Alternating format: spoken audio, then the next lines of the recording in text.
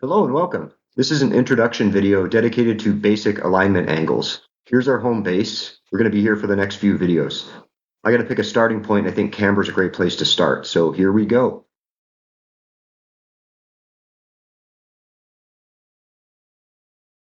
First, we need to talk about what camber is. Let's say this red plank is the surface of the road and it's perfectly flat. Now we'll add two posts and these stand perpendicular to the road surface, 6 o'clock, 12 o'clock.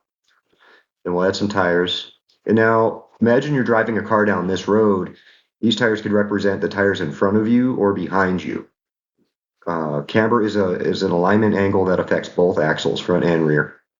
All right, so hopefully that makes sense to you. We're going to add a couple more lines here. And these blue lines will always be cutting the tire in half, from the center of the tread at the bottom to the top. Now we can define camber. Our camber angle is the difference in degrees between the red and blue lines. So in this example, there is no difference. Hence, camber is 0 degrees on both sides.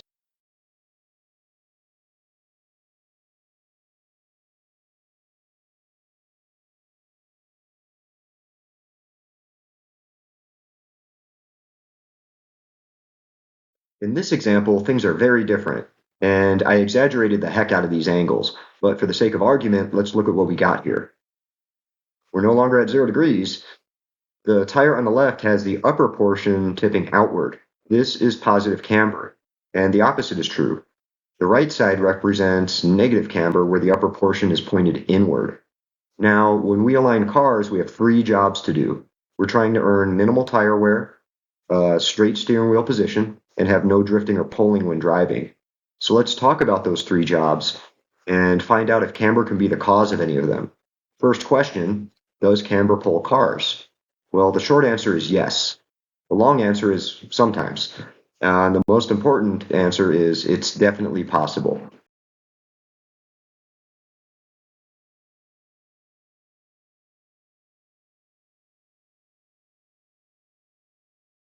First rule, camber pulls to the side that is more positive. We also need a big enough difference between the left and right side. If we're over a degree of difference, this is also known as camber spread or cross camber. If we're over a degree, we should expect a pulling condition. So let's plot these values out and try to figure out what would happen here. The driver's side is at 1 degree positive, and the passenger is negative 1 degree. So our camber spread is 2 degrees difference. This should pull for sure.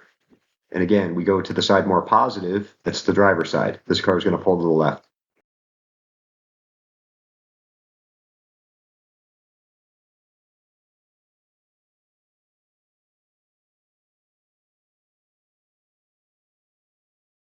All right, here's another example. Let's plot these out. Driver's side is at negative 1.8 degrees. The passenger side is at negative 0.3 degrees. So our camber spread is 1.5 degrees. We should be pulling for sure. And again, we're going to pull to the side more positive. Now, even though these are both negative numbers, the negative 0.3 degrees is more positive than the negative 1.8 degrees. So we're going to pull right.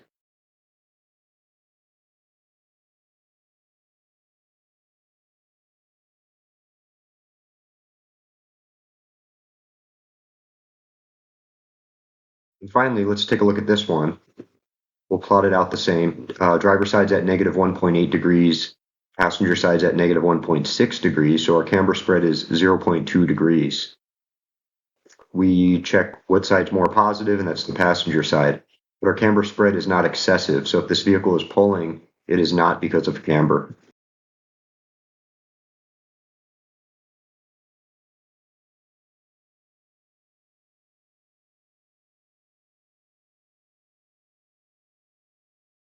All right, so we know camber can pull cars.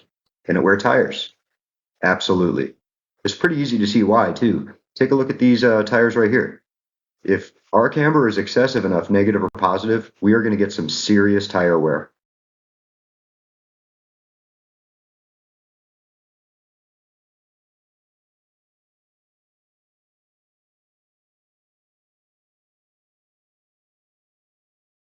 When we are performing an alignment, we are attempting to return the vehicle to manufacturer's specifications, and the alignment rack will provide the specs that we need for that. In this example, Both tires are excessively negative. The camber is a negative value. We're out of that green zone. This will result in smooth inner tire tread edge wear.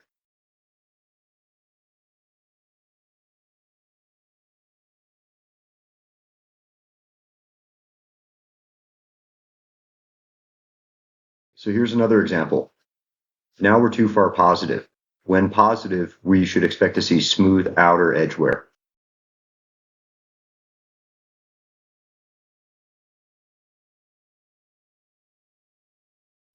Last question. Can camber cause an offset steering wheel? No.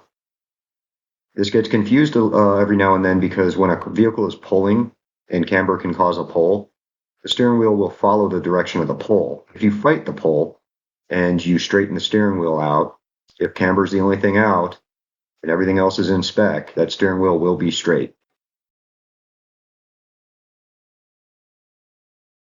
All right, so let's sum everything up. Camber can cause pulling and drifting.